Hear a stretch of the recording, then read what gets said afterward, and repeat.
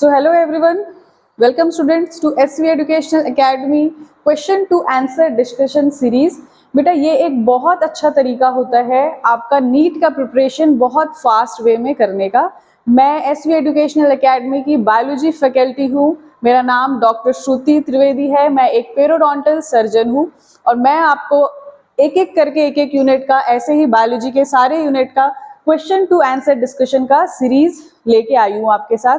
तो सबसे पहले बेटा, बहुत सारे बच्चों को ये प्रॉब्लम होती है ना कि जब मैं भी नीट की तैयारी कर रही होती थी, मेरे को एक प्रॉब्लम होता था कि जब भी अपन थ्योरी पढ़ लेते हैं, थ्योरी के बाद अपन क्वेश्चंस प्रैक्टिस करने जाते हैं तो ऐसे बहुत सारे क्वेश्चंस होते हैं जो उस वक्त हमसे नहीं बनते हैं, और जब अपन बैक टू थ्योरी जाके देखते हैं तो लगता है अरे यार ये तो पढ़ा था, पर क्वेश्चन पढ़ रहे थे तो ये चीज स्ट्राइक नहीं हुई। तो इस चीज के लिए ना मैं आपके पास इसीलिए आई हूँ क्योंकि बेटा ये चीज मैंने अपने नीट के प्रिपरेशन के दौरान बहुत अच्छी तरीके से सीखा है कि जब भी अपन बेटा इस वे में करते हैं, मतलब ये कैसी स्टडी है, बैकवर्ड स्टडी है। आप एक बार पढ़ लिए, अभी तक मेरे हिसाब से सबने पता ही होगा बायोलॉजी में क्या क्या चैप्टर्स हैं, बायोलॉजी में कैसे पढ़ाई करते हैं, क्या क्या चैप्टर्स के कंटेंट है ना। तो एक बार आपको थोड़ा मोड़ा बेसिक नॉलेज तो होगा ही कि हर चैप्टर में क्या क्या है, क्या क्या उसके कंटेंट है। तो जब भी अपन इस तरीके से तैयारी करेंगे कि अपन पहले क्वेश्चंस देख रहे हैं और उस क्वेश्चन से बैक टू थ्योरी की तरफ जाते हैं, तो ये बेटा कॉन्सेप्ट बहुत इजीली दिमाग में बैठ जाता है और एक क्वेश्चन जो आपको बैकवर्ड कॉन्सेप्ट की तरफ लेके जाता है वो अगला बेटा 10 क्वेश्चंस बहुत इजीली सॉल्व कराते जाता है। पर जब अपन थ्योरी से क्वेश्चन जाते हैं ना, तो ऐसे बहुत बार होगा कि आपसे आता हुआ क्वेश्चन भी नहीं बन पाता है। तो ये एक तरीका, एक छोटा ट्रिक है जो मैं अपने एग्जाम के दौरान यूज करती थी, तो इसीलिए आपको भी ये चीज करने का सलाह देती हूँ। तो अभी सबसे पहले बेटा आज अपन क्या स्टार्ट करने वाले हैं, फोटोसिंथेसिस। अपन धीरे धीरे करके बेटा छोटे छोटे क्वेश्चंस को, या ऐसा बोलना चाहिए कि कुछ कुछ क्वेश्चंस को पहले प्रिपेयर करते जाएंगे, जितना हो पाता है उतना करेंगे, एक एक घंटे का स्लॉट में या 1 से 1.5 घंटे के स्लॉट में, ताकि आपका शायद उस दौरान एक क्वेश्चन से अगर अपन बोल रहे हैं 5-6 क्वेश्चन प्रिपेयर हो जा रहे हैं, तो मान लो बेटा अगर अपन 25 क्वेश्चन भी सॉल्व कर लेते हैं तो बेटा आपका कितना प्रिपरेशन हो जाएगा, अबाउट 100 क्वेश्चंस प्रिपेयर हो जाएंगे। ठीक है, तो इस डिस्कशन सीरीज में मैं आपके पास बेसिकली वही क्वेश्चंस लेके आई हूँ बेटा जो प्रीवियस ईयर्स क्वेश्चन है नीट के, और ऐसे क्वेश्चंस जो उससे रिलेटेड हो, जो नीट में आने का चांसेस जिनका ज्यादा हो। ये प्योरली एनसीईआरटी बेस्ड ही रहेगा क्योंकि बेटा आपका पैटर्न ही ऐसा है। ठीक है, तो अभी अपन स्टार्ट करेंगे बेटा सबसे पहले फोटोसिंथेसिस से। तो सबसे पहले बेटा फोटोसिंथेसिस में आपको ये पता होना चाहिए, जब भी अपन कोई भी चैप्टर पढ़ते हैं तो उस चैप्टर के वेटेज के बारे में बेटा अपने को जानना होता है। तो जब फोटोसिंथेसिस की बात करते हैं बेटा, तो 2017 से लेके 2022 तक का अगर अपन नीट का पेपर उठा के देखें, 2017 में एक क्वेश्चन आया था, 2018 में 2 क्वेश्चन आए हैं, 2019 में कितने क्वेश्चन आए, 0, 20 में 2 क्वेश्चन है, 21 में अगेन 2 क्वेश्चन है, एंड 2022 में 3 क्वेश्चन है। बेटा भले आपको यहाँ पे अभी क्या दिख रहा है कि क्वेश्चन कम है, 3 ही तो है बेटा, लेकिन ये 3 into 4 कितने हो जाते हैं, 12 मार्क्स का क्वेश्चन तो अकेले आपका फोटोसिंथेसिस यूनिट से ही बन रहा है। तो बेटा ये एक इम्पॉर्टेंट चैप्टर है। ठीक है, तो अब ये दिमाग में जब रहता है कि ये इम्पॉर्टेंट चैप्टर है, जैसे स्कूल के एग्जाम के प्रिपरेशन में भी ये आप फील किए होगे, अगर कोई बोल देता था कि यार ये चैप्टर तो इम्पॉर्टेंट है, तो उस इम्पॉर्टेंट चैप्टर में अपन क्या करते थे, बहुत ज्यादा अलर्ट होके पढ़ाई करते थे कि यार इससे तो क्वेश्चन जरूर आ सकता है। ठीक है, तो आपका 12 मार्क्स का क्वेश्चन तो बेटा फोटोसिंथेसिस चैप्टर से नीट में आ सकता है। तो अब अपन आगे बढ़ते हैं। सबसे पहला क्वेश्चन क्या है, who proved experimentally that light is essential for photosynthesis. अब बेटा जो ऐसे क्वेश्चंस होते हैं जिसमें क्या रहते हैं, साइंटिस्ट के नाम होते हैं, वो बहुत ही कंफ्यूजिंग क्वेश्चंस होते हैं। मैं भी जानती हूँ आप लोग का ये मनोभावना बेटा, मैं समझ सकती हूँ कि ये साइंटिस्ट वाले क्वेश्चन से दूर भागते हैं हम, है ना। तो ये साइंटिस्ट वाले क्वेश्चन के लिए बेटा मैं आपको एक ट्रिक बता दूंगी कि कैसे इसको याद करना है। छोटे छोटे ट्रिक से अपन बहुत बड़े बड़े क्वेश्चन सॉल्व कर सकते हैं। ठीक है, तो अभी क्या है, who proved experimentally that light is essential for photosynthesis. इसमें 4 ऑप्शन है। First option is Engelmann, then Indian house, sorry I am so sorry, Engelmann, Ingenhousz, Priestley and von Sachs. अब इसमें आप मुझे बताओ, बहुत सारे बच्चों ने तो अभी इस क्वेश्चन को सॉल्व कर लिया होगा बेटा, अभी अपने मन में आंसर जिसको जिसको आ रहा है याद करके बैठे रहो कि हाँ इसका आंसर ये होना चाहिए। मैं आपको अभी आंसर बताती हूँ पहले, लेकिन ये समझो कि क्वेश्चन क्या पूछ रहा है। जब भी नेम वाले क्वेश्चंस होंगे बेटा, सबसे पहला तो इंपॉर्टेंट पॉइंट ये है कि आप ऐसे क्वेश्चंस को बहुत स्लोली रीड करो, ठीक है। तो सबसे पहले क्या पूछा है क्वेश्चन ने कि एक्सपेरिमेंटली किसने प्रूफ किया है कि लाइट एसेंशियल है किसके लिए बेटा, फोटोसिंथेसिस के लिए। अब आप एक एक करके ऑप्शन को अगर पढ़ते हैं तो याद होगा बेटा आपको, एंगलमैन ने एक एक्सपेरिमेंट किया था जिसने लाइट को प्रिज्म से पास किया था, ठीक है। इसमें क्या किया था एंगलमैन ने, लाइट को, प्रिज्म तो मेरे को लगता है अभी सबको पता होगा, है ना। प्रिज्म क्या होता है, एक फिजिक्स या मैथ्स में लोअर क्लासेस में पढ़ा होगा कि प्रिज्म होता है जो लाइट को क्या करता है बेटा, स्कैटर करता है। तो जब हम एक लाइट को पास करते हैं तो ये लाइट अपने कौन से फॉर्म में आ जाता है बेटा, विबग्योर फॉर्म में आता है, ठीक है। मतलब इसमें विजिबल स्पेक्ट्रम ऑफ लाइट में जितने अपने कलर्स हैं वो सारे अपने को दिखने लगते हैं, violet, indigo, blue, green, yellow, orange and red, ठीक है। तो एंगलमैन ने क्या दिया था कि यार लाइट को पास किया प्रिज्म से जैसे ही पास किया ये लाइट क्या हो गया बेटा, सेपरेट हो गया अपने कंपोनेंट कलर्स में। उसके बाद उन्होंने क्या किया, एक क्या लिया, ग्रीन एल्गी, जिसको अपन क्या बोलते हैं, क्लेडोफोरा, ठीक है। ये क्लेडोफोरा क्या है बेटा, एक ग्रीन एल्गी है। ये ग्रीन एल्गी अगर है तो जो भी ग्रीन पार्ट होता है, अगर एल्गी एक तरीके का प्लांट ही है, लोअर प्लांट है, तो बेटा वो क्या करेगा, फोटोसिंथेसिस करेगा। ये फोटोसिंथेसिस करेगा तो क्या होने वाला है, अपन को इतना पता है कि यार जब भी फोटोसिंथेसिस होता है तो बाई प्रोडक्ट क्या होता है बेटा, उसका ऑक्सीजन होता है, मेन प्रोडक्ट क्या होता है, ग्लूकोज होता है। लोअर क्लासेस में पढ़ते आ रहे हो, 6CO2 plus 6H2O gives C6H12O6 plus 6O2, ठीक है। तो अभी क्या रिलीज होने वाला है, अगर ये ग्रीन एल्गी है, इस ग्रीन एल्गी को क्या मिल गया है, लाइट मिल गया है। अब ये क्या काम करने वाला है, फोटोसिंथेसिस। ये फोटोसिंथेसिस करेगा तो क्या होने वाला है, यहाँ पे इसका बाई प्रोडक्ट क्या निकलने वाला है बेटा, ऑक्सीजन, ठीक है। अब इस एक्सपेरिमेंट ने दो चीज, एक प्रिज्म यूज कर दिया, एक क्या यूज किया है, क्लैडोफोरा। अब एक और चीज क्या यूज की है बेटा, एरोबिक बैक्टीरिया। ये जो एरोबिक बैक्टीरिया है, ये एरोबिक बैक्टीरिया नाम से ही समझ में आ रहा है कि यार एरोबिक बैक्टीरिया है, मतलब उनको क्या चाहिए, ऑक्सीजन चाहिए अपने डेली काम के लिए। मतलब हमको, जैसे हम कैसे इंसान है, हमको भी ऑक्सीजन चाहिए होता है ना, हमको मेन रिक्वायरमेंट है, विदाउट ऑक्सीजन हम नहीं जी सकते। वैसे ये जो बैक्टीरिया है बेटा, इनको भी क्या चाहिए, ऑक्सीजन चाहिए। तो ये जैसे ही ऑक्सीजन रिलीज करता है, ये एरोबिक बैक्टीरिया कहाँ पे चले जाएंगे, जहां जहां पे ऑक्सीजन उनको ज्यादा मिल रहा होगा वो जा जाके क्या होने लग जाएंगे बेटा, वहां पे एक्यूमुलेट होने लग जाएंगे। तो इस एक्सपेरिमेंट में क्या प्रूफ किया गया था, उन्होंने ये देखा कि बेटे ये जो ब्लू रीजन है और रेड रीजन है, इन दोनों रीजन के पास ना बैक्टीरिया बहुत ज्यादा एक्यूमुलेट हुए। मतलब यहाँ पे नंबर ब्लू रीजन, ये वाला ब्लू रीजन और रेड रीजन में ज्यादा नंबर ऑफ बैक्टीरिया हमको दिख रहे थे as compare to green and yellow, ठीक है। तो इससे क्या आप समझ में आया था इस एक्सपेरिमेंट से कि यार एक्सपेरिमेंट एंगलमैन ने ये किया है जिसमें ये पता चला कि लाइट के कौन से कंपोनेंट एसेंशियल है।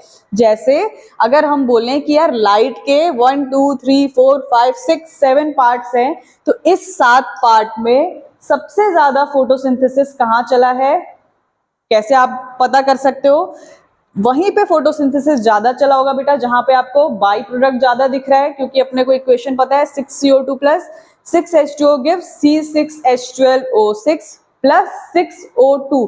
तो ग्लूकोज और ऑक्सीजन साथ में बन रहा है। तो अगर एरोबिक बैक्टीरिया यहाँ पे आके इकट्ठा हो रहे हैं, मतलब यहाँ पे ऑक्सीजन ज्यादा था, ऑक्सीजन ज्यादा था तो भाई वहां पे फोटोसिंथेसिस का रेट भी ज्यादा रहा होगा।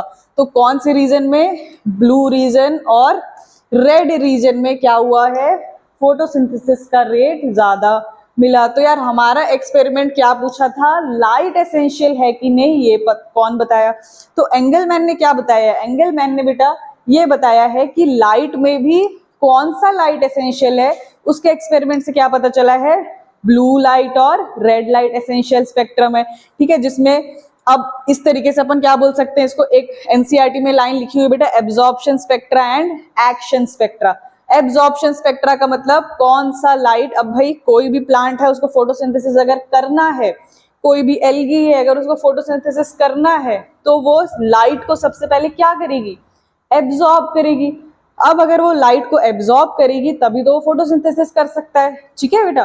तो अब ये लाइट को जैसे ही एब्जॉर्ब किए, तो एब्जॉर्प्शन स्पेक्ट्रा का क्या मतलब हो गया कि कौन सा लाइट सबसे ज्यादा एब्जॉर्ब हुआ। और अगर एक लाइट सबसे ज्यादा एब्जॉर्ब हो रहा है, वन कलर ऑफ लाइट सबसे ज्यादा एब्जॉर्ब हो रहा है, तो जहां पे लाइट ज्यादा, जो भी लाइट वहां पे ज्यादा रहेगा वो एक्शन ज्यादा करेगा बेटा। इस क्वेश्चन के हिसाब से यार, इस कॉन्सेप्ट के हिसाब से बेटा, लाइट का एक्शन यहाँ पे क्या है, भी अपने को फिजिक्स नहीं सोचना है, यहाँ पे अपने को बायोलॉजी सोचना है। तो यार यहाँ पे लाइट से अपने को क्या काम करना है, फोटोसिंथेसिस कराना है। तो एक्शन स्पेक्ट्रा क्या बताएगा बेटा, रेट ऑफ फोटोसिंथेसिस बताएगा। और एब्जॉर्प्शन स्पेक्ट्रा क्या बता रहा है, कौन सा लाइट एब्जॉर्ब हो रहा है। तो एंगलमैन ने बेटा दो चीजें बताई, absorption spectra and action spectra. Absorption spectra में कौन से लाइट बेटा, blue light and red light ज्यादा एब्जॉर्ब हुए। अब जो लाइट ज्यादा एब्जॉर्ब हुए वहां का रेट ऑफ फोटोसिंथेसिस ज्यादा, तो वहां का एक्शन स्पेक्ट्रा क्या हो गया है, ज्यादा हो गया, ठीक है। क्वेश्चन क्या पूछा था बेटा, लाइट एसेंशियल है कि नहीं, ये किसने बताया। तो क्या एंगलमैन ने ये बताया है, नो। एंगलमैन ने बताया है लाइट में भी कौन सा लाइट है ना, पिंकी पिंकी व्हाट कलर में कौन सा कलर, तो ये एंगलमैन ने आपको कौन सा लाइट बताया, कौन से कलर का लाइट इंपॉर्टेंट है ये बताया, ठीक है। नेक्स्ट आते हैं अपन, नेक्स्ट ऑप्शन क्या है बेटा, इंगेन हाउस। अब इंगेन हाउस की बात करें अगर, एक मिनट,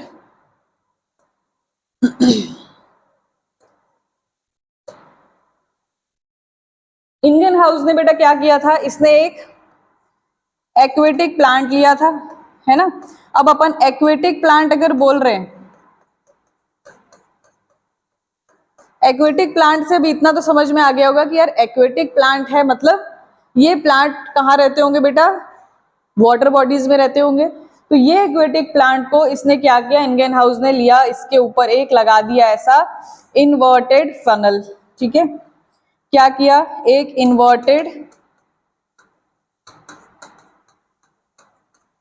फनल लगा दिया, ठीक है। अपन एक मतलब मान लो बेटा ये क्या है, पानी है ना, अपन ने उसको क्या कर लिया है, सीधे एक ऐसा ढाक के रख लिया है। अब एक और प्लांट ऐसा बना लिया, उसको भी ऐसा क्या करते हैं अपन, ढाक के रख लेते हैं, ठीक है। एक तरीके से उसको क्या किया, हाउसिंग कर दिया उसके ऊपर। अब इस एक्सपेरिमेंट ने क्या देखा कि जब अपन इन दोनों प्लांट में से एक प्लांट को लाइट प्रोवाइड करते हैं, इसको लाइट नहीं देते, ठीक है।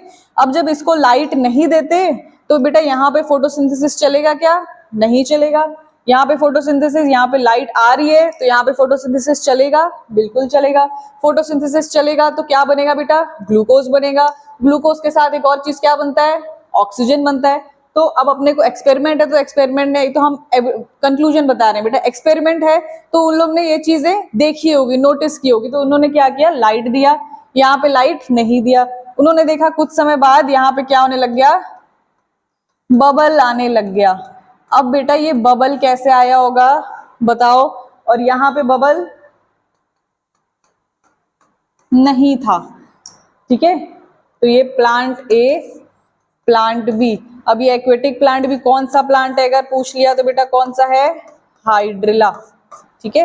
हाइड्रिला क्या है, एक एक्वेटिक प्लांट है जिसके ऊपर इंगेन हाउस ने क्या किया, एक फनल लगा दिया, ऐसा उल्टा इन्वर्टेड फनल करके रख दिया। एक प्लांट को लाइट दिया, दूसरे प्लांट को डार्क में रखा। थोड़ी देर बाद क्या दिखता है, यहाँ पे बबल्स आने लगते हैं बेटा। एक्वेटिक प्लांट है तो पूरा ये वाटर वाटर सब तरफ है, ठीक है। अब बबल आ रहा है पानी में, तो इसका क्या मतलब है यार, ऑक्सीजन निकल रहा होगा तभी तो बबल आ रहा है। ऑक्सीजन निकल रहा है मतलब यार यहाँ पे क्या चला होगा, तब ऑक्सीजन निकला होगा, फोटोसिंथेसिस चला होगा। फोटोसिंथेसिस चला होगा तो एंड प्रोडक्ट क्या रहता है, ग्लूकोज और ऑक्सीजन। यहाँ पे बबल नहीं आया, मतलब बेटा यहाँ पे ऑक्सीजन नहीं बना। ऑक्सीजन नहीं बना का क्या मतलब है? ऑक्सीजन कब बनता है? जब फोटोसिंथेसिस होता है।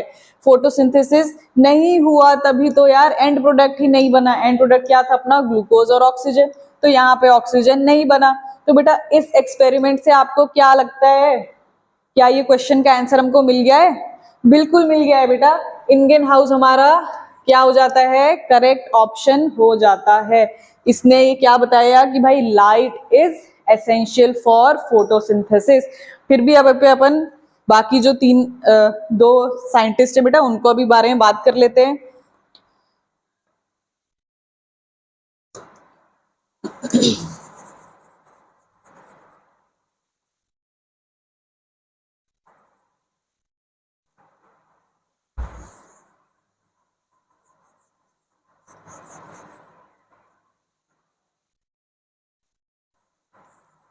अब अपने को इतना तो समझ में आ गया कि अलग अलग एक्सपेरिमेंट यार, अलग अलग साइंटिस्ट के नाम अपने को क्यों याद करने पड़ते हैं, क्योंकि यार हर साइंटिस्ट या हर एक्सपेरिमेंट में हमको क्या मिलता है बेटा? अलग अलग तरीके का रिजल्ट मिलता है। ठीक है, इसलिए ये क्वेश्चंस बहुत इंपॉर्टेंट होते हैं। और फोटोसिंथेसिस चैप्टर में बेटा आपको ये साइंटिस्ट वाले क्वेश्चंस ज्यादा हैं और ये बहुत इंपॉर्टेंट पार्ट है, क्योंकि यार एक छोटा सा क्वेश्चन, सोचो यार एक लाइन का क्वेश्चन है लेकिन ये मार्क्स कितने कैरी कर रहा है? 4 मार्क्स कैरी कर रहा है। इजी रहता है इसको समझना और डिफिकल्ट रहता है इसको रिटेन करना कि कौन से साइंटिस्ट ने क्या बताया था। तो वो भी मैं आपको ट्रिक बता दूंगी बेटा लास्ट में।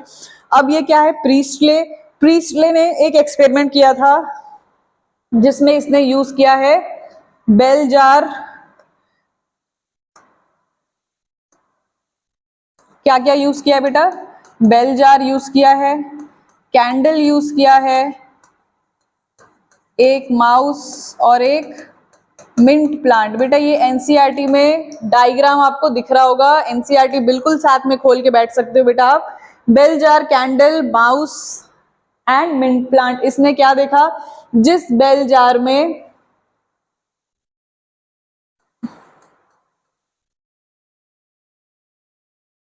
अपन का डायग्राम पे ज्यादा जाने का जरूरत नहीं है, थोड़ा गंदा डायग्राम बन सकता है।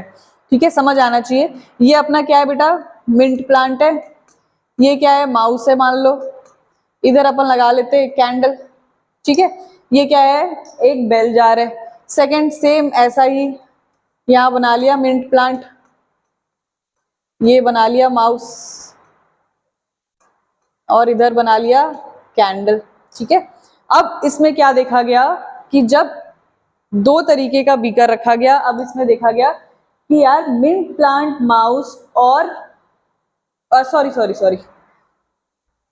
फर्स्ट में बेटा आपका मिंट प्लांट नहीं रहेगा, सेकंड में मिंट प्लांट रहेगा। ठीक है, इससे ये हटा देते हैं। ठीक है, मिंट प्लांट इसमें पहले जार में नहीं है। अभी यहाँ पे क्या है? कैंडल है और माउस है। अभी पहले एक्सपेरिमेंट में क्या देखा गया कि कुछ समय बाद यहाँ पे बेटा कैंडल जल रही है अगर, तो कैंडल क्या रिलीज करता है? कोई भी चीज अगर अपन आग जलाते हैं तो उससे क्या रिलीज हो रहा होता है? कार्बन डाइऑक्साइड रिलीज हो रहा होता है। तो यहाँ पे क्या है? कार्बन डाइऑक्साइड धीरे धीरे करके इस बेल जार में क्या होने लग जाएगा? आने लग जाएगा। ठीक है, आने लग जाएगा, पूरा भर जाएगा, पूरा CO2। बेटा माउस क्या है? माउस एक तरीके का लिविंग ऑर्गेनिज्म है। अगर वो लिविंग ऑर्गेनिज्म है तो उसको क्या चाहिए बेटा? अपने एकदम नेसेसिटी क्या होता है? हमको ऑक्सीजन की नेसेसरी रिक्वायरमेंट है। क्यों? क्योंकि हमको रेस्पिरेशन करना है। लिविंग ऑर्गेनिज्म है तो रेस्पिरेशन तो ऑब्वियसली करेगा। तो अब यहाँ पे धीरे धीरे करके अगर CO2 जमा होते जा रहा है, क्यों? एक तो कैंडल की वजह से जो बर्न हो रहा है, नेक्स्ट ये जो माउस है ये भी तो एक्सहेल करेगा, है ना? जितना ऑक्सीजन है उसको ले रहा है और एक्सहेल करते जा रहा है। एक जार में बंद है, एक छोटे से कमरे में अगर वो बंद है, तो धीरे धीरे करके जैसे ही CO2 का लेवल बढ़ता जाएगा, फिर क्या होता है? यहाँ पे ऑक्सीजन जैसे ही खत्म होने लग गया तो ये माउस क्या हो जाता है बेटा? It will die. कैंडल क्या हो जाएगा बेटा? ये बुझ जाएगा। क्यों बुझ जाएगा? क्योंकि आग को जलाने के लिए भी क्या चाहिए बेटा? अपने को ऑक्सीजन चाहिए। तो पहले जगह पे पहले बार में हमको क्या दिखा? इस बेल जार में क्या दिख गया कि एक तो माउस की मृत्यु हो गई और कैंडल भी क्या हो गया, बुझ गया।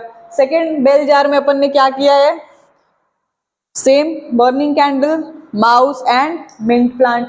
अब इसमें क्या हुआ, सेम यहाँ पे ये CO2 रिलीज कर रहा है, ये भी CO2 रिलीज कर रहा है। बेटा ये CO2 कौन यूज कर लेगा, प्लांट यूज कर लेगा। प्लांट यूज करेगा कौन से प्रोसेस के लिए, फोटोसिंथेसिस के लिए। अब जैसे ही फोटोसिंथेसिस के लिए CO2 यूज होने लग गया बेटा, फोटोसिंथेसिस का एंड प्रोडक्ट क्या है, ग्लूकोज एंड ऑक्सीजन। तो अब ये प्लांट क्या कर रहा है, साथ साथ ऑक्सीजन भी रिलीज करते जा रहा है। तो यहाँ पे ऑक्सीजन तो कभी खत्म नहीं होने वाला है, क्योंकि यहाँ पे क्या बैठा है, प्लांट बैठा है। तो अब इस माउस का डेथ नहीं होगा, ये क्या रहेगा, जिंदा रहेगा। और ये कैंडल भी क्या होगा बेटा, हमेशा ऑन रहेगा, ये ऑफ नहीं होने वाला है। तो इस एक्सपेरिमेंट से प्रीस्टली को क्या पता चल गया बेटा, खुद सोचो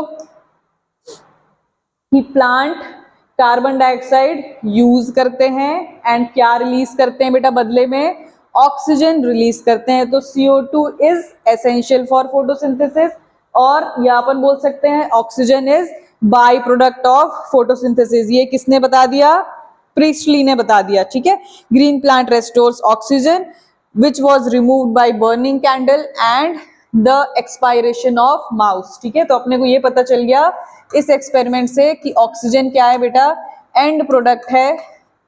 एंड में भी बेटा अपन बाई प्रोडक्ट क्या बोलते हैं, मेन प्रोडक्ट नहीं है, ये मेन प्रोडक्ट अपना क्या है, ग्लूकोज है, ठीक है। तो इस एक्सपेरिमेंट से ये पता चला। नेक्स्ट क्या है, वॉन सच। वॉन सच बेटा आपकी NCERT ने इसके बारे में कोई एक्सपेरिमेंटली या एक्सपेरिमेंट नहीं बताया है, सिर्फ एक 3-4 लाइन्स लिखी है।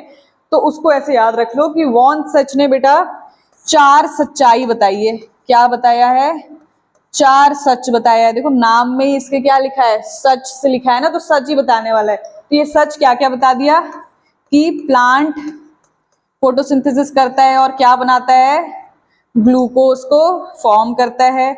इस ग्लूकोज को प्लांट को स्टोर करना है, तो किस फॉर्म में स्टोर करता है बेटा, स्टार्च के फॉर्म में स्टोर करता है। नेक्स्ट इसको अगर इसको ट्रांसपोर्ट करना है, ठीक है, इसको अगर बेटा इसको प्लांट को अपने को ट्रांसपोर्ट करना है, ट्रांसपोर्ट का मतलब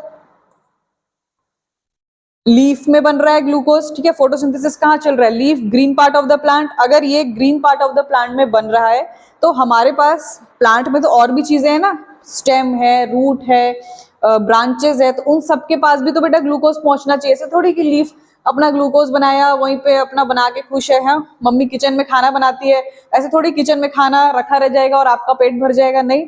वो किचन से खाना क्या होता है, आता है, सब बैठ के फिर खाते हैं, है ना। तो वैसे ही प्लांट का लीफ क्या है, एक तरीके का किचन है, उस किचन से फिर उस फूड को क्या करना है, अपने को ट्रांसपोर्ट करना है। तो ये जो ट्रांसपोर्टेशन मीडियम है वो अपना क्या है बेटा, सुक्रोज। क्या है, सुक्रोज।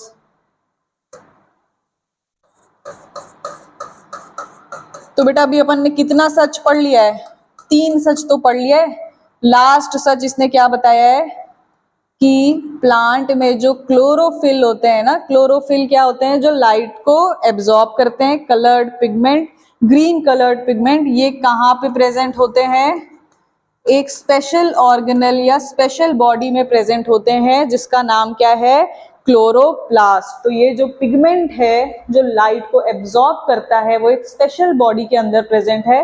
ये स्पेशल बॉडी और कुछ नहीं है, क्या है, ऑर्गेनल है। कौन सा ऑर्गेनल है, क्लोरोप्लास्ट है। तो वॉन सच ने क्या बताया बेटा, 4 सच बताया है।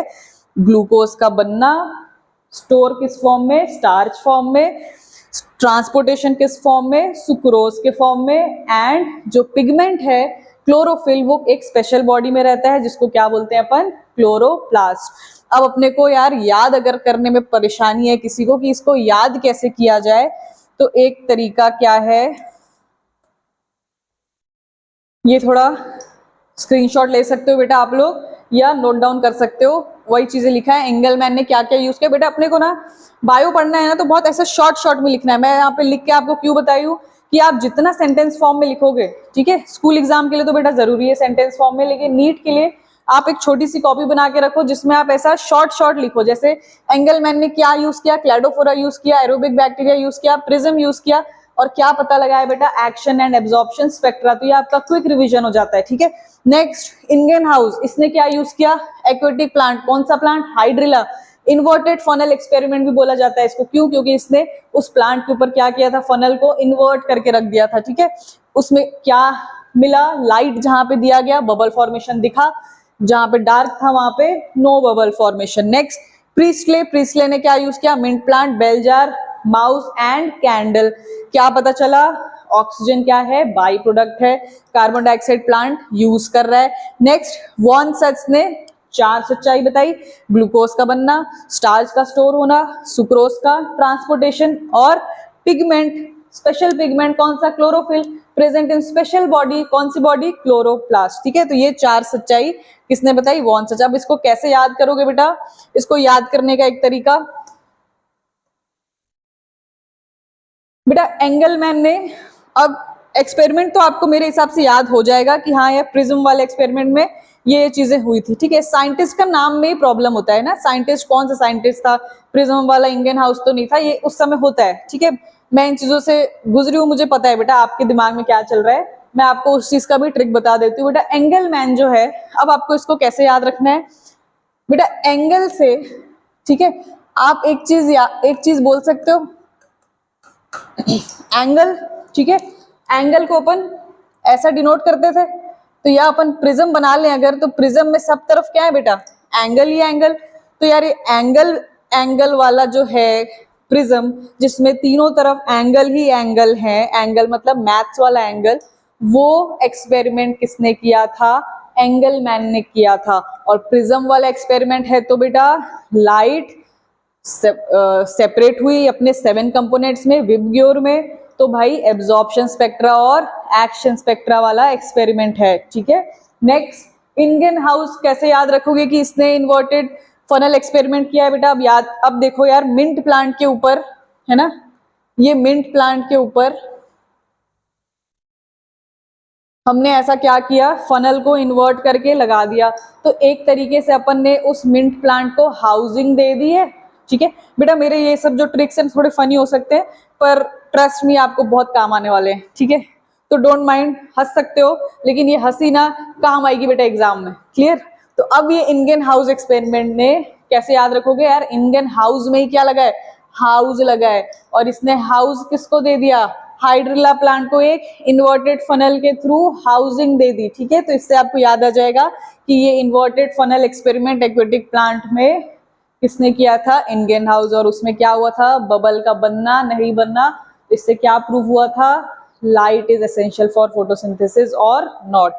नेक्स्ट प्रीस्टली, अब प्रीस्टली के प्रीस्ट से यार, प्रीस्ट लोग क्या होते हैं, प्रीस्ट लोग क्या होते हैं, जो ज्यादा पूजा पाठ वाले होते हैं, है ना, बोलते हैं अपन ज्यादा पूजा पाठ, है ना, फादर चर्च वाले, है ना, वो सब प्रीस्ट उनको बोला जाता है। तो यार वहां पे क्या जल रहा होता है बेटा, कैंडल। तो इस प्रीस्ट से अपन क्या याद रखेंगे कि यार ये कौन वाला एक्सपेरिमेंट है, कैंडल वाला एक्सपेरिमेंट है। उसके बाद आपको पूरी कहानी याद आ जाएगी कि कैंडल वाले एक्सपेरिमेंट में क्या क्या हुआ था, इसका रिजल्ट क्या क्या था। नेक्स्ट वॉन सच का तो मैंने बता दिया बेटा, ये सच तो इसके नाम में ही लगा हुआ है, इसने 4 सच्चाई बताई है, ग्लूकोज का बनना, स्टार्च का स्टोर होना, सुक्रोज का ट्रांसपोर्ट होना, और chlorophyll, special pigment present in special body which is chloroplast, ठीक है। चलो बेटे आगे चलते हैं अब नेक्स्ट क्वेश्चन पे।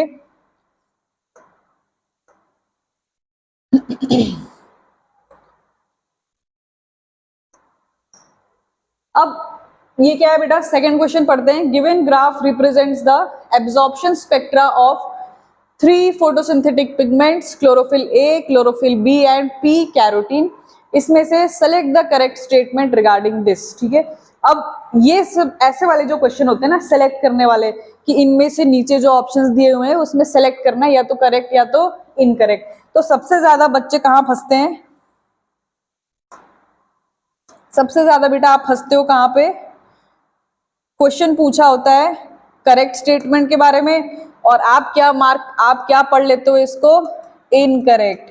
तो क्वेश्चन को सबसे पहले बहुत धीरे धीरे पढ़ना है कि करेक्ट पूछा है कि इनकरेक्ट पूछा है।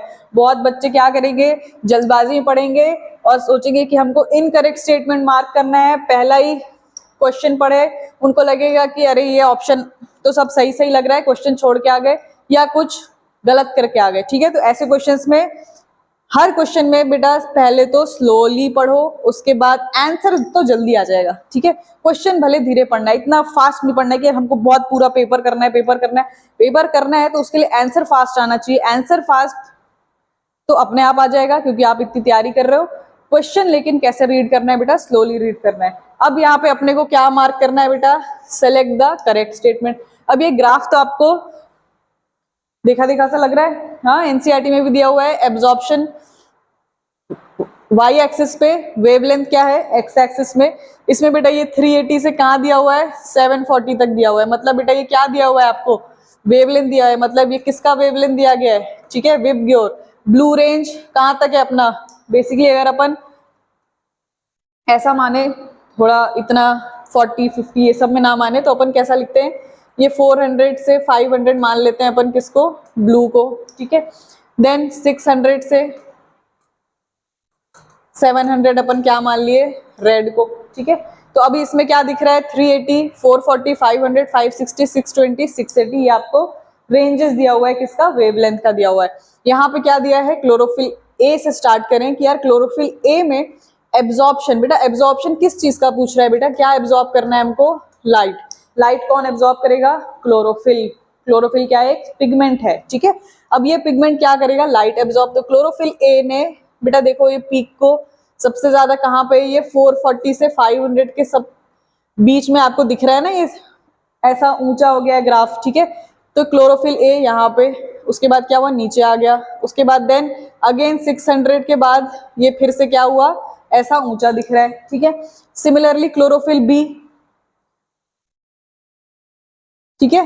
देन कैरोटीन, ठीक है, सब जगह आपको पीक, लेकिन ये कैरोटीन का आपको दोबारा पीक दिख रहा है क्या, नहीं दिख रहा है। तो क्लोरोफिल ए यहां से 300 से 400 के बीच में, कैरोटीन का यहां से 380 से फिर 500 तक, फिर यहाँ पे क्लोरोफिल बी 380 से 440 450 तक, ठीक है। तो आपको हर तरफ दिख रहा है कि यार टोटल एक अप्रॉक्स ब्लू रेंज में तो ये तीनों ही पिगमेंट क्या हो रहे हैं, एब्जॉर्प्शन ज्यादा शो कर रहे हैं। ज्यादा कैसे पता चला, क्योंकि यार ये क्या है, अपन एक्सिस अपन मैथ्स को जानते हैं बेटा, यहाँ पे क्या लोअर वैल्यू होगा, फिर यहाँ पे 100 200 400 ऐसा करके लिखते हैं, है ना। तो पीक मतलब क्या हो गया, वहां पे सबसे ज्यादा है।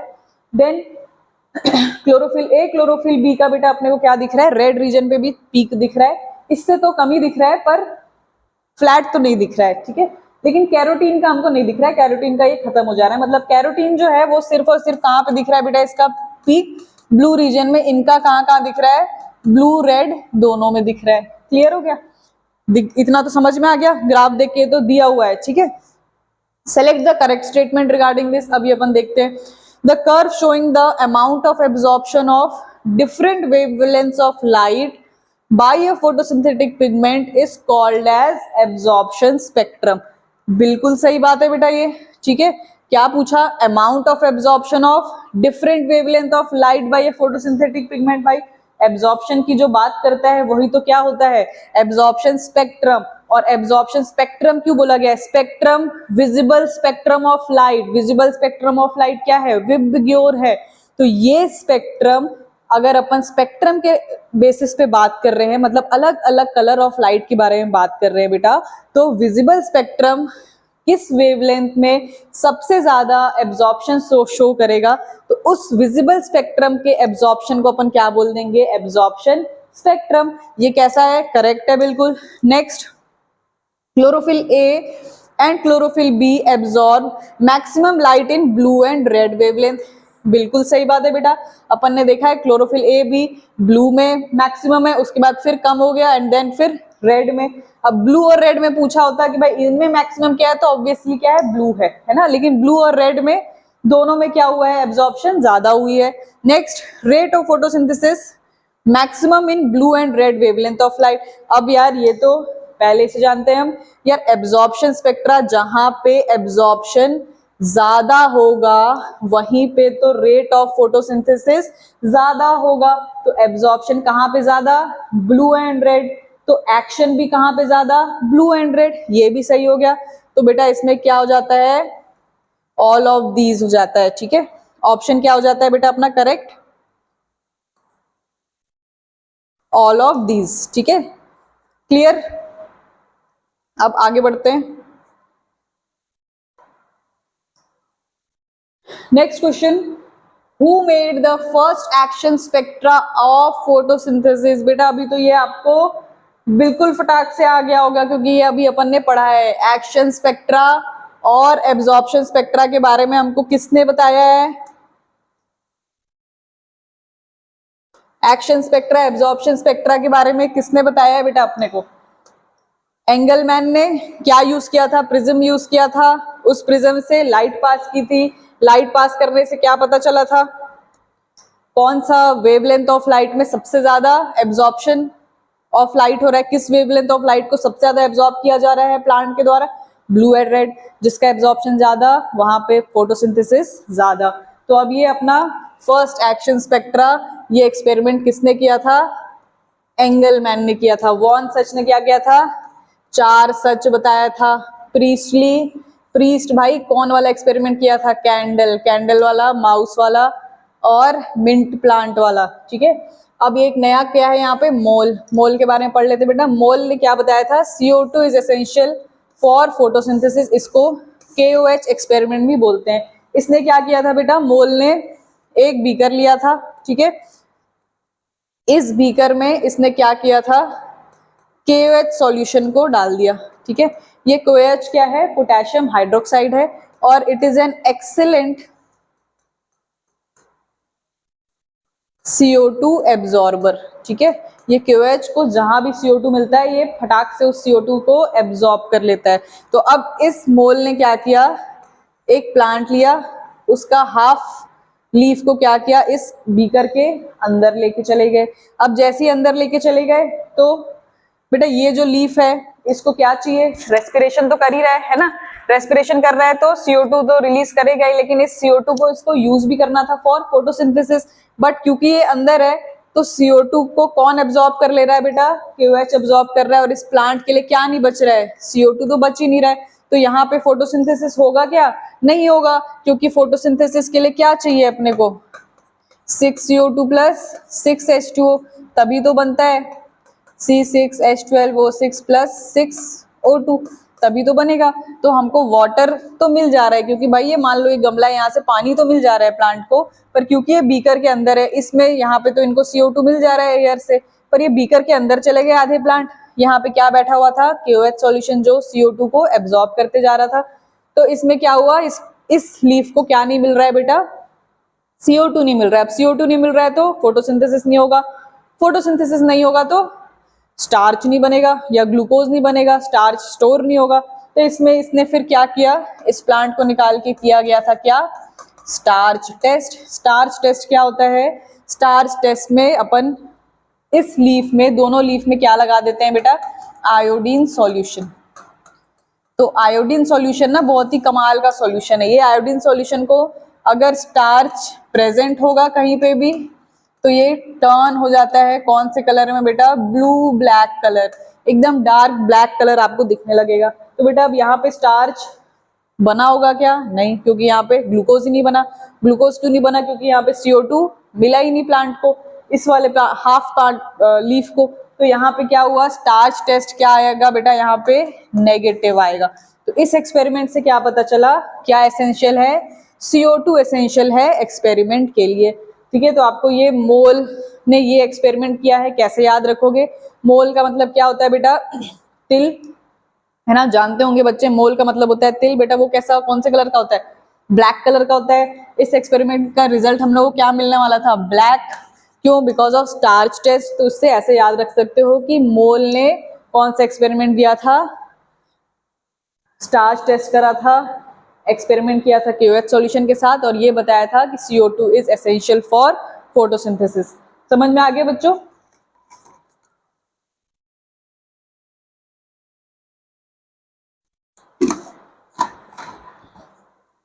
नेक्स्ट क्वेश्चन इज,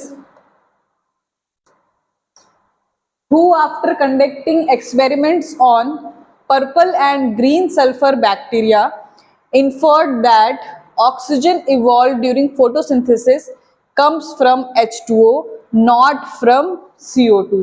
भाई ये एक कमाल का चीज है ना। ये अभी बच्चों को समझ नहीं आया होगा कि भाई ये क्या पूछा। बेटा अपन एक्सपेरिमेंट अपन कैसा लिखते हैं, फोटोसिंथेसिस का formula CO2 plus H2O gives C6H12O6 plus oxygen. ठीक है, ऐसा ही लिखते हैं। ये क्वेश्चन क्या पूछ रहा है कि ये जो ऑक्सीजन यहाँ पे रिलीज हो रहा है, बाई प्रोडक्ट जो रिलीज हो रहा है, ये ऑक्सीजन कौन वाला ऑक्सीजन है, H2O वाला ऑक्सीजन है कि CO2 वाला ऑक्सीजन। अभी अपने पास दो सोर्स है ना ऑक्सीजन के, कार्बन डाइऑक्साइड भी है और वाटर भी है, एक ऑक्सीजन यहाँ लगा हुआ है। तो ये एक्सपेरिमेंट किसने प्रूफ किया कि ऑक्सीजन जो आने वाला है वो किससे आता है, वाटर से आता है, और CO2 का जो ऑक्सीजन है वो कहाँ जाता है बेटा, ग्लूकोज में जाता है। तो ये एक्सपेरिमेंट किसने प्रूफ किया था, इसका आंसर कैसे पता चलेगा, सच किया था क्या, अपन वॉन सच के बारे में पढ़े हैं, इसने 4 सच्चाई बताई थी, उसमें ऐसा कुछ पढ़ा था, नहीं पढ़ा था। एंगलमैन ने क्या किया था भाई, एंगल वाला प्रिज्म लिया था, एक्शन स्पेक्ट्रा और एब्जॉर्प्शन स्पेक्ट्रा का बात किया था, है ना। अपन ने तो ऐसा कुछ नहीं पढ़ा, तो ये भी आंसर नहीं है। Next is van Niel and Blackman. Blackman तो भाई आगे पढ़ना है, ये आपको जब फोटोसिंथेसिस का डार्क रिएक्शन के बारे में, है ना, डार्क से ब्लैक, है ना, ये इसने आगे पढ़ेंगे बेटा, इसको अपन डिस्कस करेंगे। तो इसका आंसर क्या है, वैन नील। ठीक है, इसमें नील ने, जो अपना नील साइंटिस्ट है बेटा, इसने ना बहुत सारे माइलस्टोन कंट्रीब्यूशन दिए हैं। ठीक है, ये भी क्वेश्चन आ सकता है, who gave milestone contributions for experiments in photosynthesis. तो इसका आंसर भी क्या है बेटा, नील ने। नील ने क्या बताया था कि ऑक्सीजन जो बाई प्रोडक्ट बनता है वो कौन सा ऑक्सीजन होता है, H2O का ऑक्सीजन होता है। कैसे प्रूफ किया बेटा इसको एक्सपेरिमेंटली, इसने क्या लिया है बेटा, यहाँ पे क्या लिखा है, purple and green sulphur bacteria. अब ये purple and green sulphur bacteria क्या किया था भाई, मान लेते हैं सल्फर बैक्टीरिया, बैक्टीरिया अपन जानते हैं ना, कुछ बैक्टीरिया होते हैं मतलब फोटोसिंथेटिक होते हैं बैक्टीरिया। तो सल्फर बैक्टीरिया है अगर, तो इनके पास ना एक पर्टिकुलर फीचर है कि ये ना वाटर को यूज नहीं करते in the process of photosynthesis. ठीक है, ये क्या नहीं करते बेटा, सल्फर बैक्टीरिया है, इनके पास बहुत सारे इनऑर्गेनिक केमिकल्स है, इनको पानी वानी का जरूरत नहीं है, तभी तो ये बैक्टीरिया है ना, सबसे प्राचीन अपने प्रजाति है, बहुत पुराने। तो ये क्या है, कैसे भी कंडीशन में रह सकते हैं, कहीं भी फेंक दो आपको बैक्टीरिया तो मिल जाएगा। भाई हम बाकी कोई जानवर पानी की कमी से भले मर जाएगा, लेकिन बैक्टीरिया क्या है, वो कैसे भी रह सकता है, एक एक्सट्रीम से एक्सट्रीम कंडीशन में रह सकता है ना, बहुत ही मिराकुलस ऑर्गेनिज्म है। तो ये बैक्टीरिया जो है green sulphur and purple sulphur bacteria, इन्होंने वाटर तो इनको लेना देना नहीं है। ठीक है, वाटर से इनको कोई लेना देना नहीं है। अब इसमें सल्फर लगा हुआ है बेटा, तो इन लोग क्या किया, इसका जो प्रोसेस होता है, इसमें सल्फर का सोर्स क्या है बेटा, H2S। H2S क्या है, हाइड्रोजन सल्फाइड। ये CO2 प्लस H2O क्या बनता है, C6H12O6, फोटोसिंथेसिस है, ग्लूकोज तो बनाना ही है भाई, एंड प्रोडक्ट ग्लूकोज तो बनना चाहिए। फोटोसिंथेसिस की बात करने, चाहे बैक्टीरिया बनाए, चाहे एल्गी बनाए, चाहे हायर प्लांट्स बनाए, फोटोसिंथेसिस है, अपना मेन प्रोडक्ट क्या है, ग्लूकोज, वो बनना ही चाहिए, है ना। बाकी बाई प्रोडक्ट जो साइड वाला प्रोडक्ट है, वो चाहे ऑक्सीजन बने चाहे कुछ और बने, उससे लेना देना नहीं। तो यहाँ पे ग्रीन सल्फर बैक्टीरिया, क्योंकि यहाँ पे देखा गया कि ये नील ने ये एक्सपेरिमेंट करके देखा कि यार ये एक्सपेरिमेंट में ग्रीन सल्फर बैक्टीरिया CO2 तो यूज किया, और क्या यूज किया, वाटर को यूज नहीं करता है, H2S यूज करता है, C6H12O6 बन गया, प्लस क्या दिया बेटा, इनऑर्गेनिक सल्फर। ठीक है, ऑक्सीजन बना क्या, नहीं बना। तो हमको इससे क्या पता चला कि यार जब अपन H2O नहीं यूज किए तो बाई प्रोडक्ट क्या नहीं आया, ऑक्सीजन नहीं आया।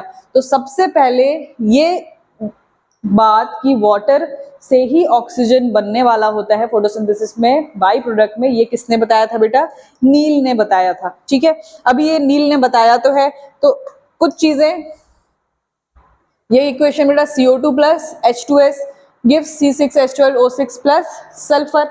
ठीक है, सॉरी। तो अब यहाँ पे क्योंकि क्या नहीं बना बेटा, ऑक्सीजन नहीं बना, तो ऐसे फोटोसिंथेसिस को हम लोग क्या बोलते हैं, एनऑक्सीजनिक फोटोसिंथेसिस। क्या बोलते हैं, एनऑक्सीजनिक फोटोसिंथेसिस। कहाँ पे होता है, purple and green sulphur bacteria. क्यों बोला गया है एन ऑक्सीजेनिक? ऑक्सीजेनिक का मतलब क्या होगा? जहां पे क्या बनेगा? ऑक्सीजन बनेगा। तो ऑक्सीजेनिक फोटोसिंथेसिस कहाँ पे दिख रहा था बेटा अपने को? बाकी सारे प्लांट्स में CO2 plus H2O gives C6H12O6 plus oxygen. तो ये ऐसे फोटोसिंथेसिस को क्या बोलते हैं? ऑक्सीजेनिक। जेनिक का मतलब क्या होता है? जनरेट होना। जहां पे ऑक्सीजन बन रहा है दैट इज ऑक्सीजेनिक फोटोसिंथेसिस, जहां पे नहीं बन रहा है that is an oxygenic photosynthesis. कहाँ पे होता है? Purple and green sulphur bacteria में। नेक्स्ट, तो अब अपन ने बेटा क्या पढ़ा है पीछे कि जो माइलस्टोन कंट्रीब्यूशन किया है नील ने, सबसे पहला कंट्रीब्यूशन क्या हो गया? इसने बता दिया कि वाटर का ही ऑक्सीजन बाई प्रोडक्ट में ऑक्सीजन बनाता है। ये बहुत बड़ी बात कही उसने। उसके बाद नील ने बताया आपको न्यू इक्वेशन ऑफ फोटोसिंथेसिस। इसने आपको एक और चीज बताई कि अभी तक हम जो पढ़ रहे थे ना equation, CO2 plus H2O gives C6H12O6 plus oxygen, ये कंप्लीट इक्वेशन नहीं है। इसने एक कंप्लीट इक्वेशन बताया, CO2 plus H2O gives C6H12O6 plus O2 and H2O। इसने क्या बताया कि यहाँ पे H2O बाई प्रोडक्ट में बनता है। यहाँ पे जो H2O यूज किया गया बेटा, वो कहाँ से यूज किया गया? H2O की बात कर रहे हैं, तो बैक्टीरिया की तो बात नहीं कर रहे, सल्फर बैक्टीरिया, प्लांट्स की बात कर रहे हैं। तो ये प्लांट्स कहाँ से लेते हैं? जमीन से लेते हैं। लेकिन ये जो वाटर बन के आ रहा है, ये कैसा वाटर कहलाता है बेटा? सिंथेटिक वाटर, क्योंकि ये बना है during the process of photosynthesis. ठीक है, ये वही वाटर नहीं है जो नीचे से आया है, ये वाटर अलग है जो बना है during the process of photosynthesis. ये भी किसने बताया है बेटा? नील ने बताया है अपने को। ठीक है, नेक्स्ट, अब क्योंकि इसने इतनी बड़ी बात कही थी कि यार सल्फर बैक्टीरिया को यूज करके कि अपना जो ऑक्सीजन है वो वाटर से आता है, एक और कुछ और साइंटिस्ट आए उस चीज को और प्रूफ करने के लिए, पक्का स्टैंप लगाने के लिए, जिसने, कौन से साइंटिस्ट है बेटा अपने? Ruben and Kamen. ये ये रूबेन एंड कैमन ने क्या लिया बेटा? आइसोटॉप्स ऑफ ऑक्सीजन लिया। ये क्या है भाई? बेस्ट मेथड है, बेस्ट मेथड है टू नो कि ऑक्सीजन कम्स फ्रॉम वाटर। ठीक है, कैसे पता चला? आइसोटॉप्स क्या होते हैं बेटा? केमिस्ट्री पढ़ते होगे, same atomic number, different molecular mass. तो ऑक्सीजन के कौन सा आइसोटोप लिए बेटा इसने? O16 और O18। ठीक है, क्या किया रूबेन एंड कैमन ने? दो आइसोटोप ऑफ ऑक्सीजन लिया, O16 एंड O18। अब क्योंकि ये आइसोटोपिक वाला जो मेथड है, इसमें आइसोटोप यूज कर रहे हैं अपन, ये मेथड को क्या बोला गया बेटा? Radio isotope method.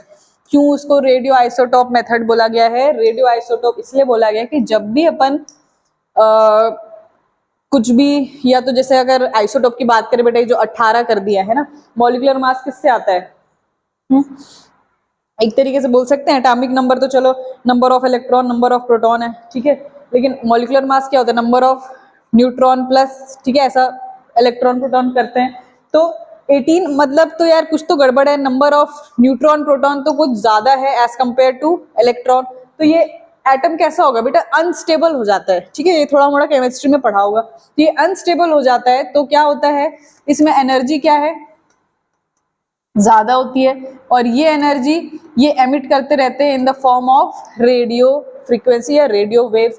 तो इसलिए इसको क्या बोला जाता है? Radio isotope. क्यों? क्योंकि इनके पास ये जो घूम रहा होता है एक्स्ट्रा न्यूट्रॉन या एक्स्ट्रा प्रोटॉन होता है, इनके पास क्या एनर्जी ज्यादा है। ये एनर्जी ज्यादा है तो क्या कर रहे होते हैं बेटा? ये अलग से चमक रहे होते हैं एक तरीके से। ठीक है, क्या कर रहे होंगे? ये अलग से ग्लो कर रहे होते हैं, क्योंकि इनके पास क्या है? एनर्जी ज्यादा है। तो इस मेथड को क्या बोला गया है? Radio isotope. अब इसमें रूबेन एंड कैमन ने क्या किया? इन्होंने लिया CO2 प्लस H2O। अब जो CO2 का ऑक्सीजन था, इसमें कौन वाला ऑक्सीजन लिया बेटा? O16। H2O का वाला कौन सा लिया? O18। क्या बना? Glucose C6H12O6 plus O2। तो अब इसने क्या देखा भाई? रेडियो आइसोटोप है। कौन सा रेडियो? रेडियो फ्रीक्वेंसी या ग्लो कौन सा कर रहा होगा? 16 तो यार क्या है? नॉर्मल है ना, ये तो नंबर ऑफ प्रोटॉन न्यूट्रॉन सब सेम है, ये तो ग्लो नहीं कर रहा होगा। कौन वाला ग्लो करेगा? ये 18 वाला, जिसके पास नंबर ज्यादा है। तो यहाँ पे ये ऑक्सीजन कौन वाला आया था? 18 वाला। इधर कौन वाला था, 16 वाला। तो हमको ये कैसा दिखा, जब रेडियो इम्यूनो ऐसे किए तो उसमें वो ऑक्सीजन मॉलिक्यूल क्या होता गया, ग्लो करता हुआ दिखा, क्योंकि हमने ये मॉलिक्यूल ऑफ ऑक्सीजन में जानते हैं कि अपन ये मॉलिक्यूल ऑफ ऑक्सीजन कहाँ से आया है बेटा, वाटर में लिया था अपने ये चमकता हुआ रेडियो आइसोटोप, कहाँ से आया है, फिर वाटर मॉलिक्यूल से आया है। क्लियर है बेटा? आगे बढ़े, स्क्रीनशॉट ले सकते हो बेटा आप लोग, ठीक है।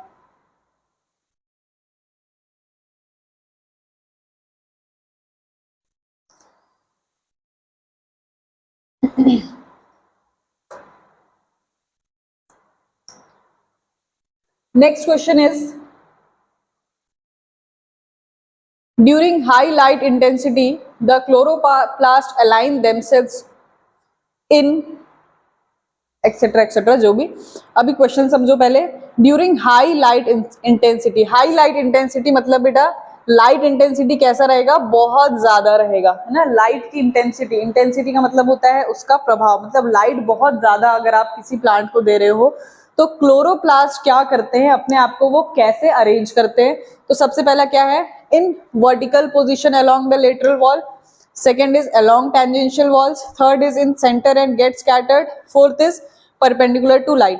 अभी आंसर्स आप लोग सोच लो, थोड़ा सा सोच लिया। अब देखो क्या होगा बेटा आंसर, बेटा लाइट इंटेंसिटी क्या है, ज्यादा है। ज्यादा है मतलब अपने को यार ऐसा नहीं होना चाहिए ना, ऐसा हर चीज का अति सही नहीं है, ऐसा बोला जाता है ना।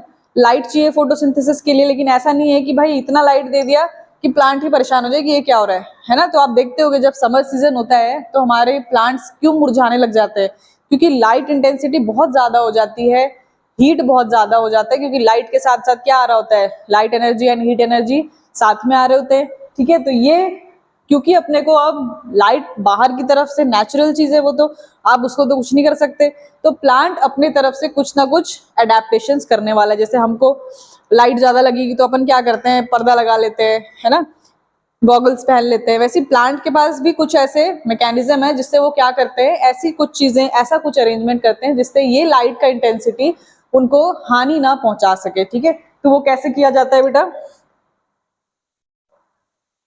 देखो, ठीक है। अभी हाई लाइट इंटेंसिटी जब होता है, हाई लाइट इंटेंसिटी में अपन ने यहाँ पे देख लिया यार, यहाँ पे बहुत सारे लाइट आ रहा है, तो ये अपने मान लो बेटा क्या है, क्लोरोप्लास्ट। तो ये क्लोरोप्लास्ट क्या हो जाते हैं, वॉल्स की तरफ ऐसा वर्टिकल अरेंज हो जाते हैं। तो ये लाइट क्या हो जाता है, मैक्सिमम लाइट तो ऐसे ही क्रॉस हो जाता है, बहुत कम लाइट इनमें फिर पड़ने वाला है, ठीक है। तो ये क्या करेंगे, वर्टिकली अरेंज हो जाएंगे वॉल्स की तरफ, रास्ता बीच का क्या करते हैं, खाली कर देंगे कि भाई लाइट, अरे भाई जा जा जा, है ना, इतना अपने को नहीं चाहिए तो आधी कर दिया, ठीक है। हाई लाइट इंटेंसिटी में, लो लाइट इंटेंसिटी मतलब लाइट बहुत कम है। अब लाइट कम है तो क्लोरोप्लास्ट क्या करेंगे बेटा, पूरा सामने की तरफ ऐसा हॉरिजॉन्टली अरेंज हो जाएंगे, ऊपर की तरफ आ जाएंगे, ठीक है। ऊपर की तरफ क्यों आ गए, क्योंकि लाइट कम है तो वो लोग अपने आप को पूरा ऊपर अरेंज कर देंगे। क्यों, क्योंकि क्लोरोप्लास्ट के पास क्या है, सच ने, वॉन सच ने क्या सच बताया था, क्लोरोप्लास्ट के पास एक स्पेशल पिगमेंट है क्लोरोफिल। क्लोरोफिल क्या करता है बेटा, इट एब्जॉर्ब्स लाइट। तो ये लाइट को एब्जॉर्ब करना चाहते हैं अपन, लाइट कम है तो सारे क्लोरोप्लास्ट क्या हो जाएंगे, ऐसे ऊपर की तरफ हॉरिजॉन्टली अरेंज हो जाएंगे कि ज्यादा से ज्यादा लाइट अपन हर क्लोरोप्लास्ट एब्जॉर्ब कर सके। Next moderate light, moderate light में क्या होता है बेटा, रैंडम अरेंजमेंट होता है, ना कम ना ज्यादा है, तो ये भी कैसे अरेंज रहेंगे, रैंडम अरेंज रहेंगे। इसमें भाई हमको ऑप्टिमम मिल जा रहा है, इतना हमको अरेंजमेंट करने की जरूरत नहीं है, ठीक है। अब एक चीज इससे एक और क्वेश्चन आता है कि यार हाई लाइट में ऐसा क्यों होता है कि क्लोरोप्लास्ट ऐसे अरेंज हो जाते हैं, क्यों ऐसा हट जाते हैं वो रास्ते से, क्योंकि बेटा कोई भी चीज की क्या अच्छी नहीं है, अति अच्छी नहीं है। तो लाइट अगर ज्यादा मिल जाता है, बहुत ज्यादा मिल जाएगा, तो क्या हो सकता है बेटा, क्लोरोफिल, क्लोरोप्लास्ट का अपना क्या हो जाएगा, सोलराइजेशन या फोटो ऑक्सीडेशन हो जाएगा, ठीक है। तो इस चीज को प्रिवेंट करने के लिए ये कैसे अरेंज हो जाते हैं, अलोंग द लेटरल वॉल, ठीक है, रास्ता दे दिया जाता है। क्यों, क्योंकि क्या हो सकता है, सोलराइजेशन और फोटो ऑक्सीडेशन हो सकता है अपने पिगमेंट्स का। ज्यादा दे दिया ना तो ज्यादा एब्जॉर्ब करते करते भी वो क्या हो जाएंगे, चले जाएंगे भाई दुनिया छोड़ के, कि नहीं नहीं हो पाया अब उनसे, ज्यादा हो गया, ठीक है। तो ये अपने को अब इससे क्या पता चल गया कि जब भी हाई लाइट है, हाई लाइट इंटेंसिटी है, तो अपना आंसर क्या हो जाएगा, in vertical position along the lateral walls. बिल्कुल बेटा यही आंसर हो जाएगा, ठीक है। Next, along the tangential walls, नहीं। इन सेंटर एंड गेट स्टार्टेड, नहीं। परपेंडिकुलर टू लाइट, नहीं। परपेंडिकुलर टू लाइट कब होगा, जब लाइट कैसा होगा बेटा, लो लाइट, तभी तो ना। ऐसा लाइट गिर रहा है तो अपना क्लोरोप्लास्ट ऐसा अरेंज है। अभी वर्टिकल पोजीशन में लाइट ऐसा गिर रहा है, वर्टिकल पोजीशन में, तो ये कैसे अरेंज है बेटा, parallel. Along the tangential wall, tangential का मतलब ऊपर, ठीक है, तो ऐसा रेंज नहीं है बिल्कुल। इन सेंटर एंड गेट स्टार्टेड, नहीं। ये कब होता है, जब कैसा होता है, लाइट मॉडरेट, ठीक है। अब आते हैं अपन बेटा ऐसे ही नेक्स्ट क्वेश्चन पे।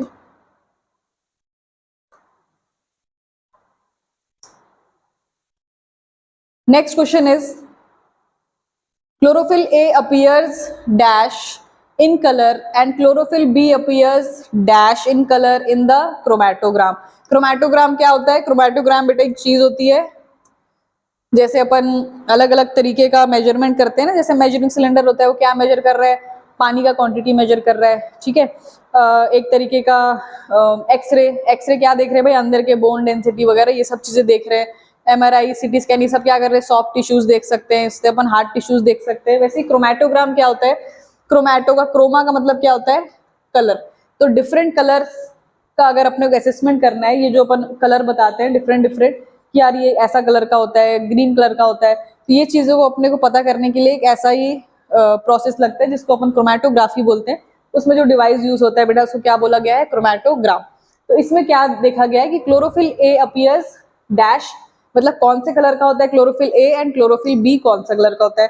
तो बेटा आपको ये सबसे पहले तो याद रखो कितने पिगमेंट है अपने पास, 4 पिगमेंट है, क्लोरोफिल ए, ठीक है, क्लोरोफिल बी।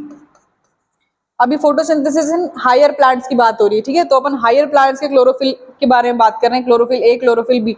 लोअर प्लांट में क्लोरोफिल सी, क्लोरोफिल डी भी मिलता है। क्लोरोफिल डी किसमें, रेड एल्गी में। Chlorophyll c diatoms and dinoflagellates में, बट वो क्या है, लोअर ग्रुप है, अभी अपने को उसमें नहीं जाना है, अभी अपन फोटोसिंथेसिस इन हायर प्लांट्स पढ़ रहे हैं। तो हायर प्लांट्स में बेटा 4 पिगमेंट है, chlorophyll a, chlorophyll b, then xanthophylls, and fourth is carotene, ठीक है। xanthophylls, कैरोटीन को साथ में क्या बोलते हैं, कैरोटिनॉइड्स, ठीक है। तो ये अपने 4 पिगमेंट है। पिगमेंट का मतलब, पिगमेंट क्या करेंगे, ये चारों के चारों पिगमेंट लाइट का एब्जॉर्प्शन करने वाले हैं, ठीक है। कौन सा लाइट, जो एसेंशियल है किसके लिए, फोटोसिंथेसिस के लिए। तो चारों पिगमेंट में बेटा जो क्लोरोफिल ए होता है, इसका कलर होता है, जो क्लोरोफिल ए होता है उसका कलर क्या है, एकदम डार्क ग्रीन, या इसको क्या बोल सकते हैं, ब्लूइश ग्रीन, ठीक है। क्लोरोफिल बी का कलर होता है थोड़ा सा हल्का ग्रीन, मतलब येलोइश ग्रीन, ठीक है। xanthophylls बेटा पूरे के पूरे क्या होते हैं, येलो कलर के होते हैं। कैरोटीन, कैरोटीन कैरेट से याद रखना बेटा, कैरेट कौन से कलर का होता है, ऑरेंज कलर का। ये कैसे होते हैं, ऑरेंज येलो, ठीक है। तो अपने पास 4 कलर, क्लोरोफिल ए जो अपना क्या है, मेन पिगमेंट है, ठीक है, मेन या यूनिवर्सल पिगमेंट हर प्लांट में मिलने वाला है। तो ये क्लोरोफिल ए यूनिवर्सल, मेन, और सबसे ज्यादा नंबर इसी का प्रेजेंट होता है। ये कौन से कलर का रहेगा, डार्क ग्रीन और ब्लूइश ग्रीन। यहाँ पे कहीं पे दिख रहा है वो ऑप्शन आपको, हाँ ये दिख रहा है ब्लूइश ग्रीन। अब इसमें एक चीज याद रखना है कि सबसे पहले देखो कौन सा पहले पूछा है, बी तो पहले नहीं पूछा है, नहीं, पहले क्या पूछा है, ए ही पूछा है। तो ए में कहाँ पे दिया है, ब्लूइश ग्रीन, हाँ यहाँ पे दिया है, ऑप्शन है। नेक्स्ट किसके बारे में पूछा है, क्लोरोफिल बी के बारे में। सेकंड, क्लोरोफिल बी बेटा कौन से कलर का है, येलोइश ग्रीन, ठीक है। तो ये अपना कौन सा ऑप्शन हो जाता है, ऑप्शन नंबर 1।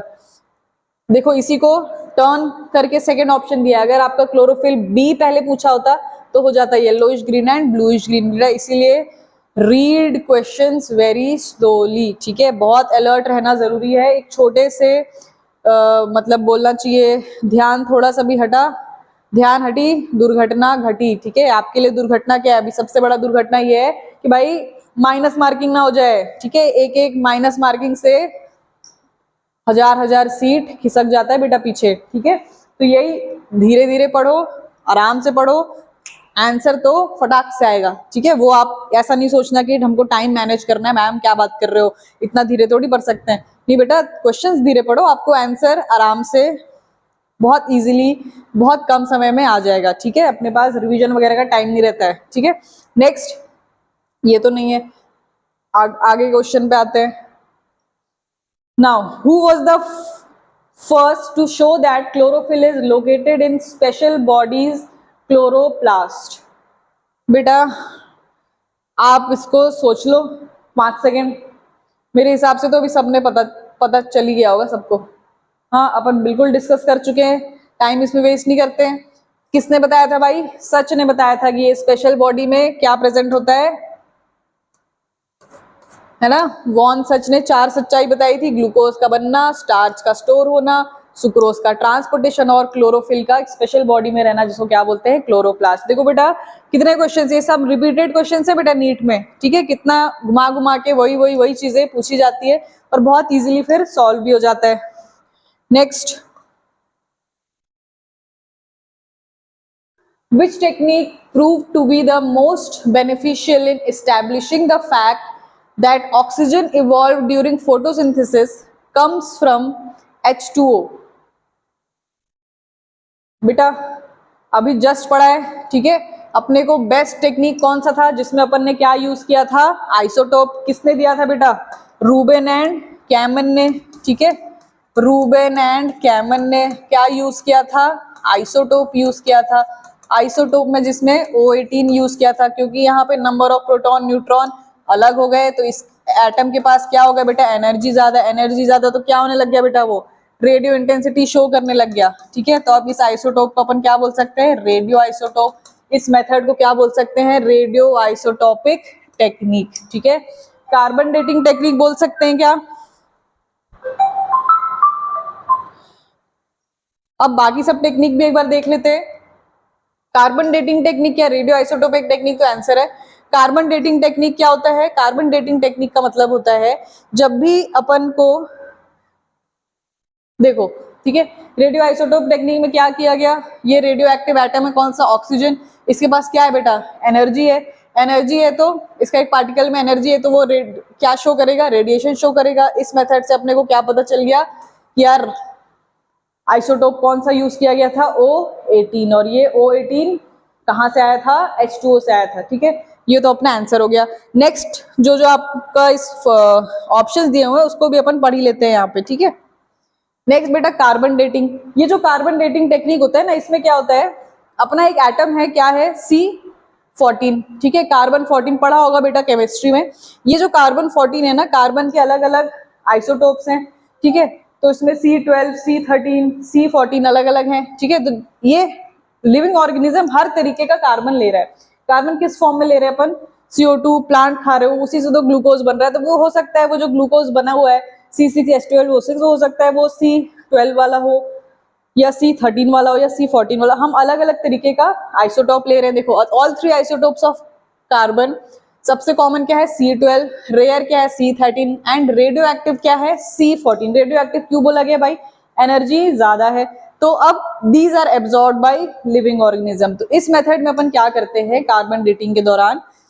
हर ऑर्गेनिज्म अगर C14 को हम खा रहे हैं, हमारे बॉडी में C14 का स्ट्रक्चर है, तो हमारे डेथ के बाद क्या होता है? At the time of death क्या होगा बेटा? C14 अपने को 100% अमाउंट में अपने को दिख रहा है ना। जैसे जैसे समय बढ़ता जाता है, ठीक है, फॉसिल का, तो C14 क्या होते जाएगा? यहाँ पे देखो 5730 ईयर्स में क्या होगा? C14 का नंबर क्या हो गया? 50%। देन कितना हो गया? 25%। फिर 17,000 साल में क्या हो गया? 17,000 साल में फिर क्या हो गया? 12.5%, ठीक है। तो धीरे धीरे क्या हुआ? C14 अपना 100% से लेके 12.5% में आ गया। क्यों भाई? ऐसा क्यों हुआ? क्योंकि ये कैसा एटम है बेटा? रेडियो एक्टिव है, इसके पास एनर्जी ज्यादा है। ये धीरे धीरे करके रिलीज होता जाएगा, खत्म होता चला जाएगा, ठीक है। तो इस मेथड को अपन क्या बोलते हैं? कार्बन डेटिंग, ठीक है। ये कार्बन डेटिंग से क्या पता चलता है बेटा? अपने को एज पता चलता है। क्या पता चलता है? एज पता चलता है। नेक्स्ट,